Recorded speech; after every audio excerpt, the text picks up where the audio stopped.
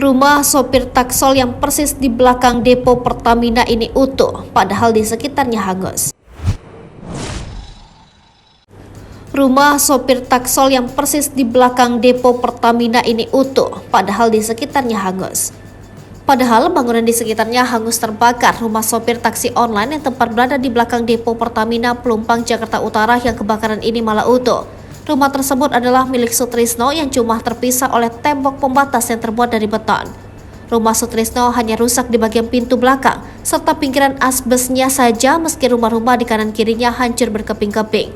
Sutrisno berujar saat kebakaran tersebut terjadi, ia sebenarnya tak berpikir jika rumahnya akan selamat. Dirinya akan fokus menyelamatkan istri dan anaknya yang masih kecil untuk segera mengungsi dan menyelamatkan sejumlah barang-barang berharga. Pasalnya sebelum ledakan tersebut mengenai rumahnya dan rumah-rumah di sekitarnya, ia mencium aroma gas yang sangat menyengat. Sehingga kata dia, ia langsung memboyong serta istri dan anaknya ke sebuah pasar dekat kawasan tersebut. Hanya saja listrik rumahnya mati akibat korslet usai kebakaran itu. Kendati begitu, ia kehilangan satu barang berharganya yang menjadi sumber mata pencahariannya sehari-hari, yakni sebuah mobil yang kerap digunakan untuk mengantar penumpang. Mobil Sutrisno terbakar di pekarangan rumah tetangganya. Sutrisno berujar tak ada amalan apapun yang selama ini dilakukannya, ia menyebut semua terjadi atas kuasa Tuhan.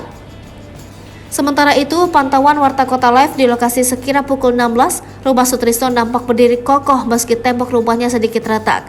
Tak ada barang yang angus karena terkena api kebakaran. Bahkan jemuran yang hari itu digantungkan di atap garasi rumahnya masih utuh tanpa rusak sedikit pun.